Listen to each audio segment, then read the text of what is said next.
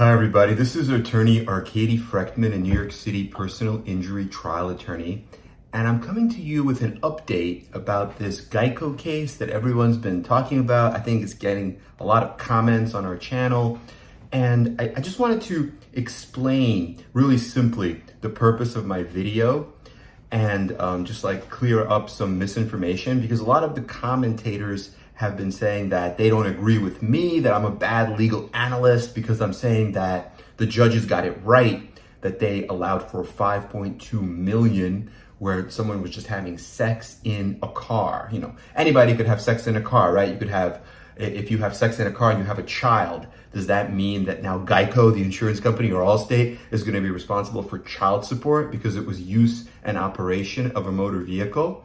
No, of course not. You know, and I'm not advocating that. The entire purpose of my video was actually to call out Geico for its media campaign, because what Geico was doing was pure propaganda. If you ever watched that movie with Dustin Hoffman, Wag the Dog, they just picked a country, I think it was like Albania, and they said, let's just make something up and we're just gonna spin it however we want and we're gonna get everybody to follow, everyone's gonna believe us, and we're just gonna wag the dog, right? The tail is gonna wag the dog and we're gonna do it. It was all planned. So I think this is the same thing that happened in this case, right? Because originally, somebody, yes, a personal injury plaintiff's lawyer, evil as they are, filed a lawsuit, right, against Geico, or rather an arbitration seeking to obtain compensation for this HPV.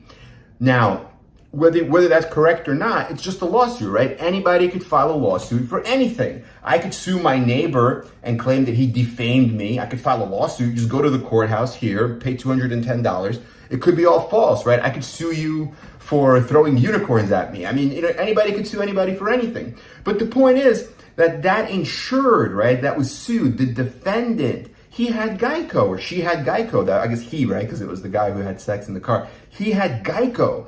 Now, he paid Geico or any insurance company, Allstate, Liberty Mutual, whatever, it doesn't matter. He paid the car insurance company premiums. What were those premiums for? They were for protection, right? If you get sued, they're going to step in and they're going to help you. That's what insurance is. Like, fundamentally, insurance is a contract. I'm going to pay money every month, and you know, whatever it is, $5,000 a year. And then if I get into a car crash, if there's anything that happens in the use or operation of my vehicle, someone's going to come and they're going to protect me. It's going to be this insurance company. That's why they have all these slogans, right? Like, you're in good hands with Allstate, or, you know, like a good neighbor, State Farm is there. You know, why else would they have all these slogans like this? And that's the entire purpose of insurance, right? So what happened in this case? So the same thing happened. The guy got sued, and Geico said, you know what? We're not going to help you. We're going to leave you high and dry. We're not going to do anything. So then the plaintiff just proceeded against the poor, lonely individual who basically defaulted. He's not a lawyer. He didn't know what to do. And somehow 3 judges, now I'm not saying this is correct, but somehow 3 judges allowed for a verdict of 5.2 million. And so that's it. Right now the case is closed. But wait a minute.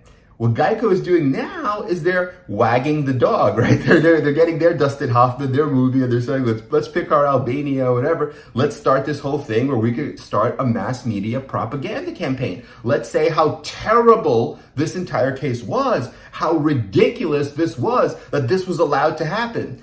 But of course it was allowed to happen, because you never defended your insured. You never helped your policyholder, right? That's what you're supposed to do, Geico. That's why you're being paid money, cash, you know, what else? Like, do you pay, like, for example, do you pay for your alarm company, like, every month for the monitoring, for the cameras? And then when you're not home or you're on vacation and somebody actually breaks your window and breaks into your house, the alarms don't go off, the police don't come, wouldn't you be upset with your alarm company? Why am I paying you every month? Nothing happened. The cameras didn't work, the alarm didn't go off, the police didn't come, the robbers came into my house, they took everything. Well, that's what Geico did, right? They didn't protect their policyholder. That was the point of my whole video. So now this plaintiff's attorney, whoever they were in Missouri, just ran amok, you know, basically railroaded this poor, innocent, you know, person. See, I'm actually on the side of the defendant. That's what I think people don't understand.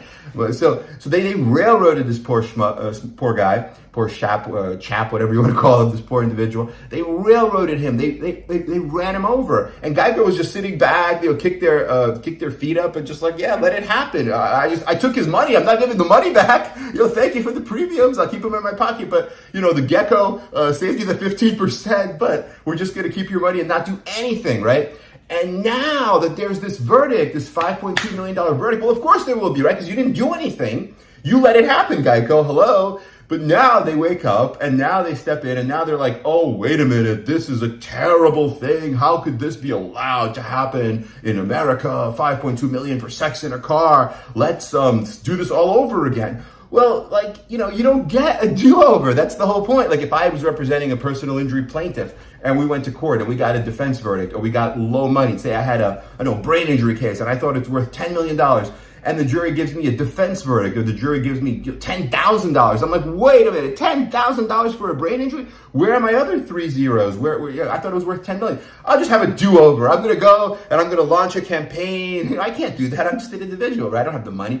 So that's the whole point, right? Why is Geico being allowed to do this do-over? Why are they being allowed to do this, basically start from scratch as if they did protect their policyholder, as if they did do the right thing from day one? They shouldn't be allowed to do this. That's my only point. And they should have protected their policyholder from day one. And that's the essence of bad faith, because an insurance company has a duty of good faith and fair dealing. Fairness, like a handshake, fair dealing with their policyholder. That's the person who's paying the money. They can't just, do nothing and then later when they don't like the result, now we're going to help. They obviously disagreed with themselves. They obviously have second thoughts, whether you call it like buyer's remorse or just a second look, or they thought about it and they thought, you know what? We didn't do the right thing. We made a mistake.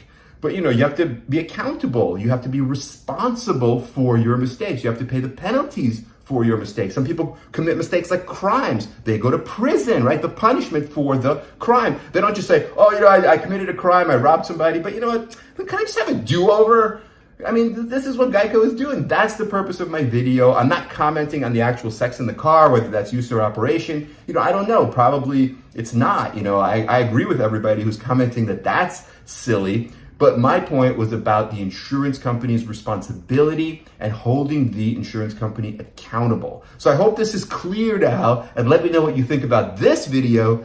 Welcome your comments. I'll do a little bit of a deeper dive. I just got off a trial today, so I was a little busy. I was in court picking a jury and interacting, and I'll do a video about the trial later, and I'll also do a video about maybe this Geico case in a little bit more depth when I have time to read some of the papers. But I just wanted to clear up everything to make it crystal clear for everybody. And have a great day. Thank you for watching our channel. Like and subscribe, and let us know what questions you have, and we will do a video to answer them. Okay, everybody, have a great day. We are here for you. Our mission is helping serious injury victims and their families. That is our mission, and that is my vision, and that's what we care about, and that's what we're doing here. Okay, have a great day, and talk to you very soon.